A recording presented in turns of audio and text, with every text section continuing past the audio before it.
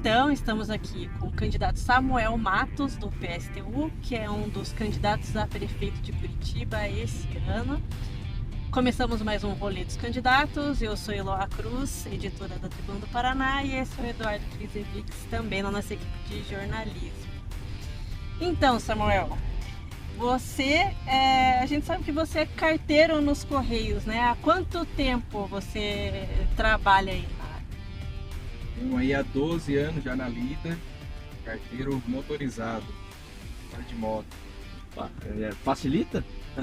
É melhor, eu prefiro. Tem boa parte do pessoal não gosta muito, por conta do trânsito, do risco, mas eu prefiro trabalhar de moto. Mas não tem aquele mais também, não tem hoje em dia aquele peso que tinha as bolsas antigamente, ou continua pesadona? Não. Porque a profissão de carteira é uma profissão super valorizada, super respeitada, né? E hoje em dia o pessoal não gosta nem de receber porque sabe que vem conta, né? É mais ou menos por aí. Como é que tá a profissão hoje em dia? Não, eu acho que continua pesado porque diminuiu de fato as cartas, diminuiu muito, né? Mas ao mesmo tempo as encomendas, uma coisa que a gente entregava muito pouco, né? Tem aumentado, né? Tipo cartão de crédito, habilitação. Então, essas cartas que a gente chama registrada, né? Que são as cartas que a gente tem que pegar a assinatura, o RG da até pessoa. as bugigangas do Shopee, do AliExpress, Mercado Livre, algumas coisas a gente entrega, vai pelo correio também. Então, tem a ver com isso. Ou seja, diminuiu no sentido das cartas, mas aumentou essas outras encomendas que inclusive tem um volume maior, né? E a profissão como tá a valorização? Porque o pessoal é uma instituição super respeitada, sempre foi os Correios, né? E passou por um altos e baixos. Como é que tá hoje a categoria, está se sentindo perante a população? Não, assim, hoje, com a retirada do Correio da lista da privatização, deu uma melhorada, porque antes mesmo tava uma situação muito ruim, assim, né? Uma semana, vai privatizar, a galera assim, privatiza esse negócio de uma vez aí que a gente não aguenta mais. Então, muito adoecimento, tanto de saúde mental quanto físico, né? Mas a gente está uma categoria que o Correio sofreu com um processo muito grande nos últimos anos de precarização, assim, né? Então a gente já foi uma categoria muito respeitada pela população e tal, e hoje a gente não tem mais essa valorização, né? E a gente entende a população, porque de fato o serviço precarizou, né? Nós chegamos a ter quase 130 mil trabalhadores, hoje a gente tem menos de 90 mil, tem 80 e poucos mil, então reduziu muito o efetivo, que acaba tendo uma sobrecarga e que de fato muitas vezes os trabalhadores não conseguem entregar, né, as correspondências em dia, né? Como você estava falando, diminuir a correspondência, apesar disso por conta da internet e tal, mas muitas pessoas ainda gostam de pegar a fatura na mão, principalmente as pessoas mais de idade. Não gostam de pegar a fatura na mão para ver o que comprou e pagar, enfim, ainda tem isso. Candidato, a tua profissão, né, como carteiro, você é sindicalizado, você acha que o fato de você trabalhar durante todos esses anos aí como carteiro fez com que você entrasse aí pela carreira política? Como foi essa trajetória? Na verdade, eu comecei a participar dos movimentos sociais na universidade, assim, né? Vi o pessoal do PSTU, eu não era do PSTU ainda, era o pessoal sempre que estava discutindo por mais verba na educação, discutindo a qualidade da educação, então comecei a participar dos movimentos sociais por ali, né? Então, na verdade, eu acho que foi em 2020, a primeira vez que eu fui, né? Fui na última eleição, quando eu fui vice, que entrei nessa política mais institucional, vamos dizer assim, né, por conta da discussão do partido, né, que é uma coisa que a gente discute coletivamente e depois escolhe, vamos dizer assim, aqueles que têm melhor balanço, aqueles que se dedicam mais dentro do partido, né, para assumir essas tarefas, assim, né, mas o meu dia a dia mesmo é mais estar participando dos movimentos sociais, né, da luta dos trabalhadores, enfim. O candidato, com o perdão da sinceridade, assim, o PSTU está na militância faz bastante tempo, né? Desde que surgiu a partir de uma dissidência do Partido dos Trabalhadores, né? E até hoje ele vem batalhando por um espaço, está participando de vários movimentos, está sempre, as suas bandeiras estão sempre tremulando em movimentos sociais, movimentos populares, e a gente não vê o PSTU tomando espaço na Câmara dos Vereadores, assumindo uma prefeitura. São muito poucos no Brasil que conseguiram essa oportunidade. Como continuar essa luta? Por que vocês continuam nessa luta? porque a gente fica curioso de saber, porque a gente entende que é um trabalho de abnegação, né? Vocês estão lá realmente dando tudo de si em nome de uma causa, mas não consegue vir uma representatividade legal para começar a botar as ideias em prática. Como é que funciona isso para vocês? Não, a gente gosta de dizer que a gente é muito teimoso mesmo, entende? Mas tem um elemento prático por trás disso que tem a ver com o financiamento das campanhas, você veja bem. É muito desigual, entende? A gente, por exemplo, é contra o fundo partidário, mas agora somos a favor do fundo eleitoral, mas não do jeito que é, não da quantia que é, agora que todos os partidos recebessem a mesma coisa. Há uma desigualdade muito grande, né? E quem aprova essas leis são os mesmos parlamentares, que já favorecem quem está no poder. Né? Ou seja, favorece quem está lá, que tem mais visibilidade, ou seja, e depois ganha mais recursos. Então há uma diferença gigante, né, de recursos. Ou seja, e hoje em dia para você aparecer você precisa ter dinheiro. Né? Hoje, mas tem a rede social que é mais democrático. Mais democrático, vírgula, porque se você não tem dinheiro para impulsionar, o teu conteúdo não vai chegar nas pessoas, né? E vejam bem, vocês aqui ainda estão fazendo um trabalho legal, estão chamando todo mundo para essa entrevista, mas a boa parte dos meios de comunicação não vão chamar a gente, porque botaram a cláusula de barreira agora, que não impede, né, uma legislação que não impede que as emissoras chamem a gente para participar. Agora eles não chamam também, né, porque não são obrigados, ou seja, só beneficia quem já está no poder. Então essa lei, por exemplo, que a gente acha que essa eleição, né, apesar de ser considerada um processo democrático, para a gente não tem democracia, porque os mesmos, se fosse, nós temos hoje 10 candidatos à prefeitura, né, são 10 projetos diferentes. Eu acho que para nós a população teria o direito de conhecer as 10 propostas. Se vai votar na gente ou não é outra coisa, mas é preciso conhecer a proposta, né? Então a gente aposta nisso, inclusive aproveita esse espaço que nós temos aqui para discutir um projeto que é bem diferente do que, né, a maioria dos candidatos apresenta. Nós estamos discutindo que a sociedade atual, né, nós temos que superar ela. O capitalismo já foi muito importante para a humanidade lá atrás, na superação do feudalismo, mas hoje é só desigualdade social, é só destruição da natureza e está colocando em risco as próprias condições para a espécie humana continuar existindo. Né? A destruição da natureza que nós estamos vendo não é qualquer coisa, entendeu? E não se expressa só nisso, né? Na destruição da natureza, as condições de trabalho, que os trabalhos são cada vez mais precarizado e adoecendo mentalmente também. O número de adoecimento dos trabalhadores, né, da questão da saúde mental, o número de suicídio são alarmantes. Candidato, você se declara socialista convicto, né? Se você tivesse a oportunidade de explicar para o eleitor o que é ser socialista e o que isso pode acrescentar na prefeitura de Curitiba, né? Você como prefeito de Curitiba, tendo a sua visão, como isso pode favorecer uma população, por exemplo? Bom, quando a gente fala somos socialista e revolucionário, somos socialista e convicto, primeiro é para fazer uma diferenciação também, porque veja bem, para nós socialismo não é o que tem na China. Não é o que tem em Cuba. É a primeira coisa que falam pra vocês, né? Então, vai pra Cuba, socialista. Então, nós não achamos que é socialismo. Para nós aquilo lá é uma ditadura capitalista, sabe? Em Cuba, boa parte da rede de hotéis já está sendo comandada pelo imperialismo espanhol, entende? Já restaurou o capitalismo. Olha, Cuba, quando teve a Revolução, teve conquistas muito importantes para a classe trabalhadora, para a população em geral, porque expropriou os grandes meios de produção e colocou a serviço da melhoria do povo. Um reflexo disso é quando a gente olha para as Olimpíadas. Cuba lá atrás disputava o número de medalhas pau a pau com os Estados Unidos. Cuba é uma ilha pequenininha. E quando a gente diz que restaurou o capitalismo lá, basta olhar para o número de medalhas de Cuba hoje na Olimpíada. Tá, mas candidato, isso em prática em Curitiba, na prefeitura de Curitiba. Tá. Isso nós poderia, o que pode representar melhor essa nossa ideia é a discussão de conselhos populares que a gente faz. Porque o que a gente está dizendo é o seguinte, ser socialista, isso tem que se refletir em medidas políticas, econômicas e sociais, e principalmente também de poder. Ou seja, socialismo para a gente é o povo de fato estar se organizando para tomar as decisões. Por exemplo, a gente quer que a população se organize nos bairros para definir quais são os problemas, com apoio técnico, para decidir o que vai fazer, em quanto tempo vai fazer.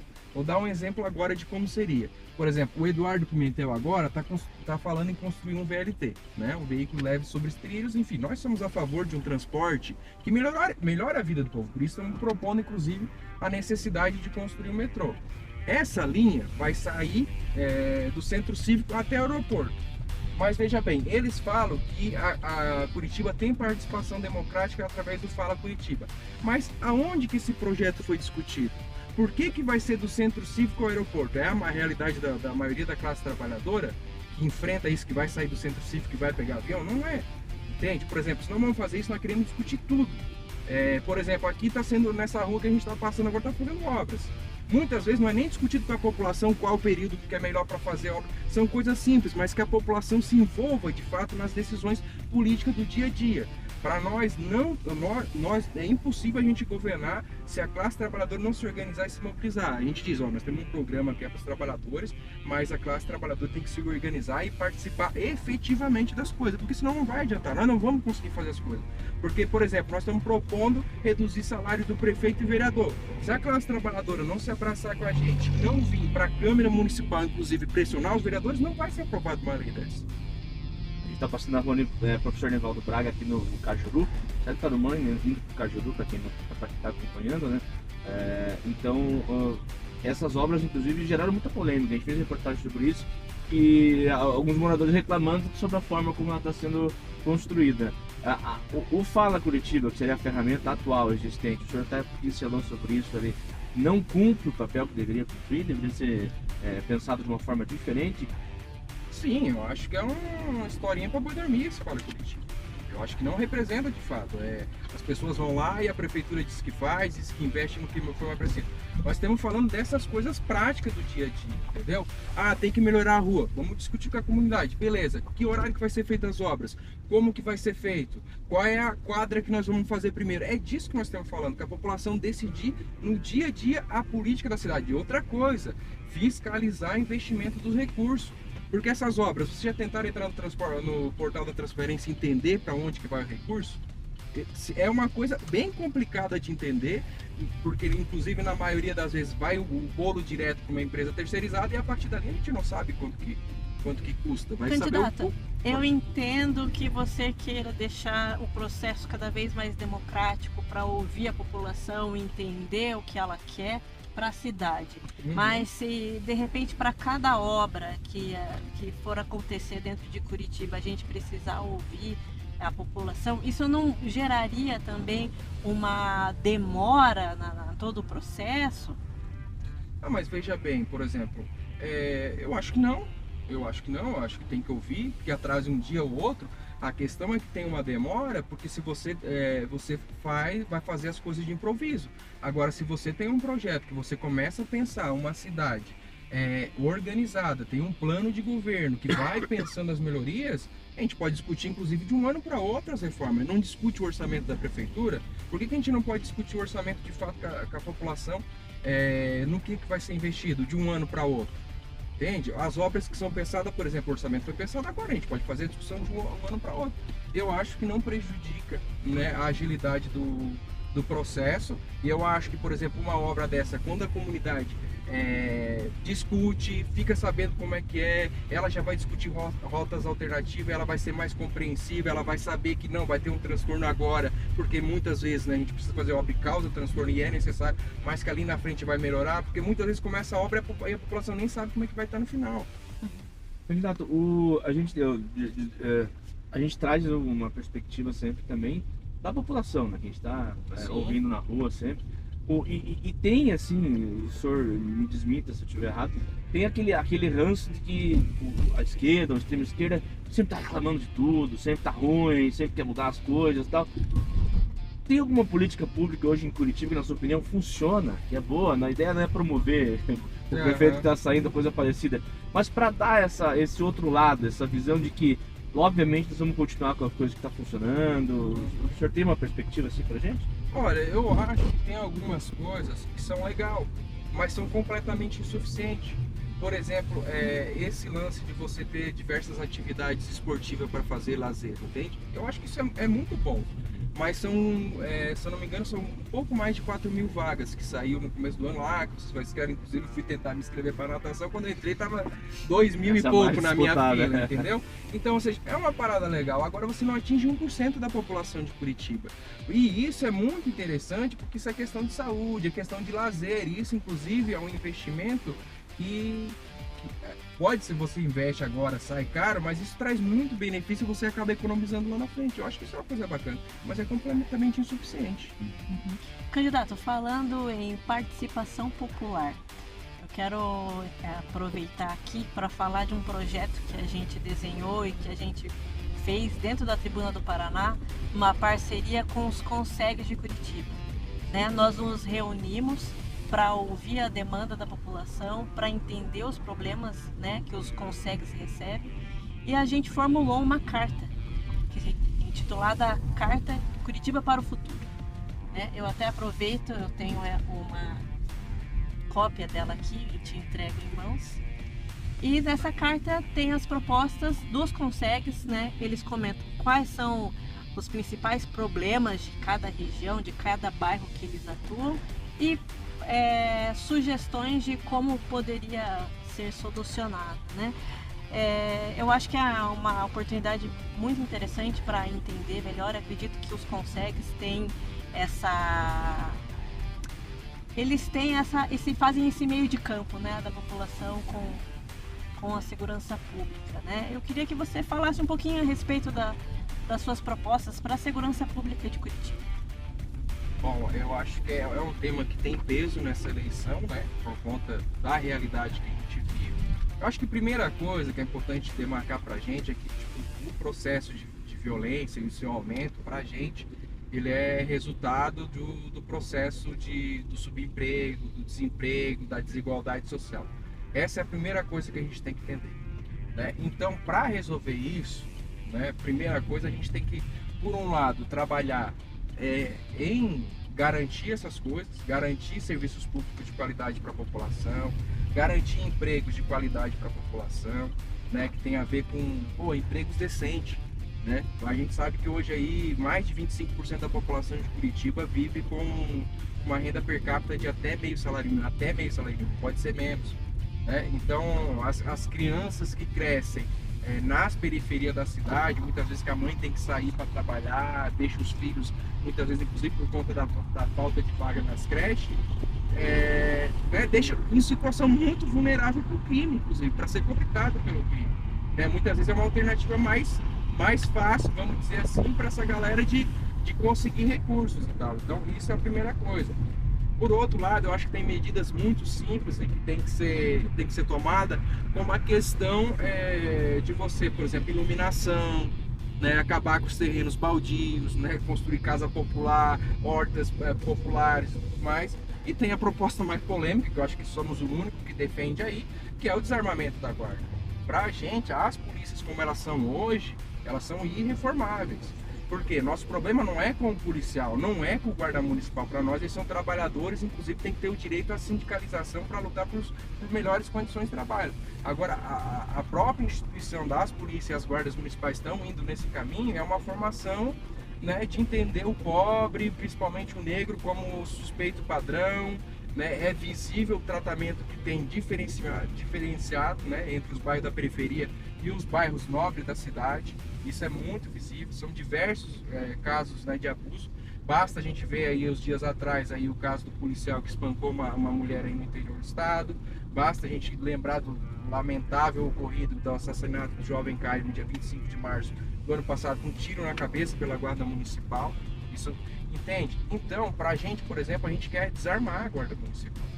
Nós precisamos de uma polícia que se imponha na comunidade por respeito, uma polícia que seja próxima da comunidade, que seja respeitada por isso. Nós queremos, inclusive, nos conselhos populares, que a população de cada comunidade sabe onde estão os pontos mais críticos, sabe se o que tem que fazer é melhorar a iluminação, sabe se nós vamos ter que ter rondas mais frequentes em determinada rua, em determinado beco, para evitar esse tipo de crime, tipo de violência, entende? E é isso, eu acho que tem outro elemento que nós também eu acho que somos os únicos a defender aí, não consegui ver o programa de todos, mas tem a ver com a legalização das drogas. Pra gente isso só serve para criminalizar a pobreza. Mas falar de legalização das drogas na esfera municipal seria possível, já que é um assunto que se trata às vezes numa esfera federal, né? Sim. Como fazer essa diferenciação? Mas como eu acho que é trabalhar importante com a gente isso? levantar esse debate e ajudar nesse debate enquanto prefeitura enquanto âmbito municipal. Porque você veja bem, os cartéis de droga não estão no Parolinho, não estão lá no SIC, não estão nas comunidades. Tá? Isso chega. Essa galera que se beneficia com o tráfico está morando em apartamentos luxuosos, essa é a questão. E nós temos que tratar hoje a questão das drogas como uma questão de saúde pública, entende? E eu acho que isso é muito importante para o município. A partir do momento que você para de reprimir e tenta investir de fato, por exemplo, a gente tem a questão do tabagismo no Brasil. A gente conseguiu avançar a partir do momento que foi feita uma ampla campanha de publicidade. A legalização, a gente tem um exemplo muito histórico, por exemplo, da proibição, né? Os Estados Unidos proibiu o álcool. Não adiantou de nada, pelo contrário, criou gangues, cartéis extremamente poderosos, e é o que acontece no Brasil hoje. A gente pega, por exemplo, o PCC em São Paulo, a influência está na Câmara de Vereadores, olha só o que a gente está vendo, entende? E porque a legalização é uma coisa muito importante também para a gente, porque você quebra a perna do crime organizado, porque você tem que produzir, inclusive o Estado cobrar imposto sobre isso, para inclusive ter grana para criar de fato clínica para tratamento que seja de graça para as pessoas e fazer um amplo trabalho de conscientização. Candidato, falando em propostas e assuntos polêmicos, né? Um dos seus assuntos que você até comenta ali no seu plano de governo, que acaba sendo polêmico também, é com relação ao aborto legal em Curitiba. Muita gente às vezes acaba não entendendo o que é aborto legal, né? Não seria, então, fazer a legalização do aborto em Curitiba, mas o que seria isso e como isso poderia ser implantado e beneficiado, né, pela população curitibana? Eu acho que a primeira coisa, assim, o aborto não é algo que a gente está querendo inventar, né? O aborto hoje é uma realidade. Inclusive, muitas mulheres morrem por conta de aborto ou ficam com sequelas por conta do aborto, e pra gente tem uma questão que é isso, que quem tem que decidir sobre o aborto, se vai fazer o aborto ou não, é a mulher, ou seja, a autodeterminação dela, que a mulher tenha o direito de decidir, e que a partir do momento que ela decide sobre isso, o Estado tem que garantir as condições para que ela faça esse procedimento de uma forma segura e não procure métodos caseiros ou clandestinos que vai colocar a vida dela em risco. Mas, candidato, eu acho que tem que deixar claro para a população de que a gente de que você não pretende legalizar o aborto em Curitiba, mas assegurar o aborto legal nos casos previstos em lei. É isso. Isso. Garantir toda a questão de saúde pública, que a mulher não seja questionada sobre a decisão dela, que ela possa fazer. Nós queremos não garantir isso, mas a nível nacional, inclusive, é uma pauta que a gente defende a nível nacional, que avance para que a mulher tenha o direito ao aborto se ela decidir por isso. Entende? Porque você pega bem, uma questão é isso, acontece. O problema é que as mulheres ricas vão para fora do país para fazer, ou vão, né, em clínicas com condições e tal, e a mulher pobre trabalhadora muitas vezes se submete a questões insalubres por fazer esse procedimento. Mas no caso do aborto, a não ser em caso de anencefalia, risco à saúde da mulher e caso de estupro, os outros tipos de aborto são ilegais no Brasil, né? Mas tem que deixar claro isso. Vamos trocar um pouquinho de assunto. A gente passou agora há pouco no Jardim Botânico, nos cartões postais de Curitiba, e a atual administração bateu muito na tecla do turismo, da parte bonita da cidade.